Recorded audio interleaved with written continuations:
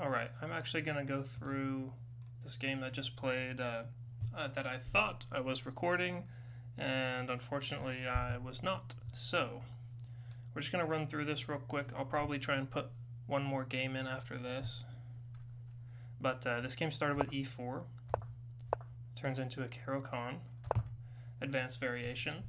Right, there's an exchange variation Caro-Kann. Let's go to the analysis board. Where white plays this. That's exchange variation. And there's what this opponent plays, which is... It's a tougher line to play against. You really kind of have to know what you're doing. I lost a lot of games in this position before I kind of figured out and then looked with the computer at what to do. So I actually know for a fact that the computer in this position recommends pawn c5. Like if I turn this on, it's exactly what the computer says is the best move, c5. This is something I've played a lot. So that's what I did. Whoops. Okay. So c5. He does not opt to take. This is actually a position I've never seen before. Most people will immediately take the pawn or play like knight here.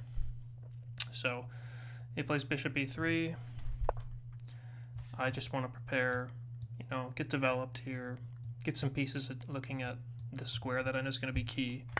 So he takes immediately. I can't immediately recapture, but what I can do is play knight to d7, and now we've actually hit both pawns. So I am gonna actually, if he plays here, I don't win a pawn, but he did not. Actually plays the wrong move, which is just to over defend this pawn. I'm sorry, yeah, I would have won this pawn either way, but so we're now even on material. He's got these kind of annoying pawns here, and we'll see the approach I took to get rid of these really quickly, actually. Yeah, typically moving a piece like this twice in an opening is a bit of a waste of time on the board. Not like clock time, but there is such a thing as time on the board, right? You don't want to take too long to get developed. You're going to fall behind, and especially as white, that's your advantage. You're up a tempo. So I didn't like this move, and I was trying to find a way to defend the knight while developing. I can't play the typical e6 because the pawn takes. I can't play here and put myself in a pin, and this doesn't do anything. So really, I'm aware at this point that I have to move the knight. So I will also be moving a piece twice, but at least I got a pawn out of it. So I briefly looked at this. It looks aggressive, but what's the follow-up? I'm just gonna, it's bishop takes, pawn takes, queen takes, and I have to take with the king, and I can no longer castle, right? It's just things to consider. Like when you look at an aggressive move like this, you need to see, if your opponent has an immediate answer and it's not good for you, don't do it. So we back up, and we're hitting the bishop at the same time. Pretty good move. Actually, I'm curious what the best move in this position is. Okay, I considered this briefly. Queen d3 is the best move. The only reason I didn't play this is because I want that square for the knight at some point. But queen likes... Yeah, there's always some weird computer line. Anyway, let's keep going. So I played this, hitting the bishop. The best move was for him to back up. He does not. He actually, fine move here. He defends the bishop. I'm not going to take. I just want to... My goal is to prevent this. So I was thinking, what's my opponent's next move?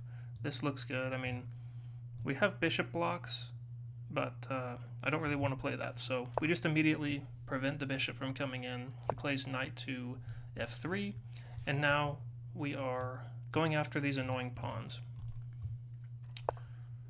Okay, bishop defends, and I opt to just immediately trade. I knew we were going to run into this position here, and this pawn, these are doubled pawns, and I could tell that this pawn was a little weak. He tries to make something of it and just push it immediately, but it was a bit too early for that. So castles. Wasn't quite sure what to do here, but I didn't really mind the trade. So queen d6 will open up the rook size for the half open f file here. And we're getting close to the reason this game is being posted. A really brilliant rook sacrifice here coming up, if I do say so myself. I just want to kick the knight away, and the knight's trying to defend this pawn.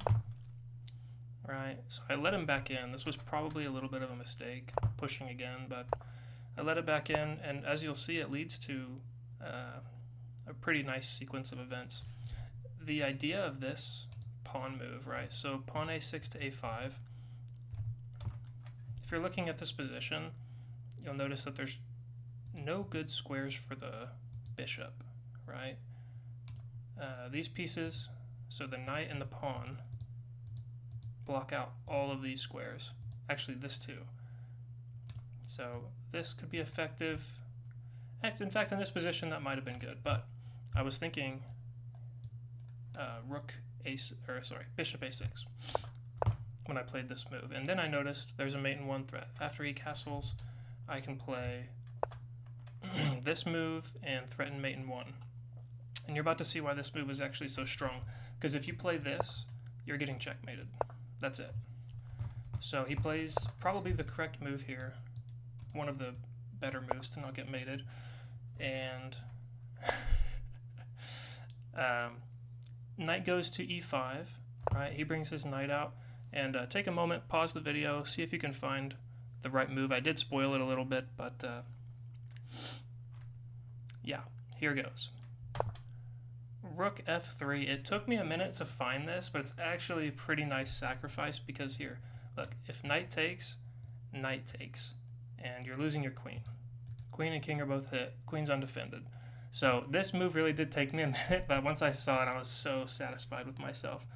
And this position is slightly better for me. It's minus 0.3, but he did not find the correct move here, which would have been, I guess, knight b5. He plays queen over here, drops the knight, attacks my knight, loses this pawn, and the game just falls apart.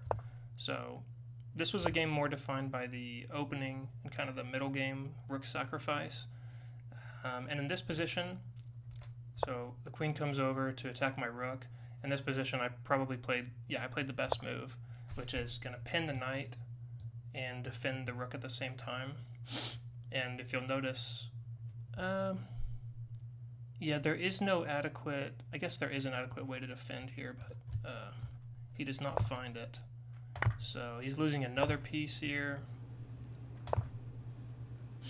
Check, we win the rook. Queen comes over, and now that's just game over. The opponent wanted to take back because the queen can't move, your queen's done for, and it's over. Yeah, he's got no more threats, he resigns, and good game. I just wanted to show some of the opening principles of a Caro-Kann and the nice rook sacrifice. So, thank you for watching. I'll probably make a separate video with one more game. Have a good one.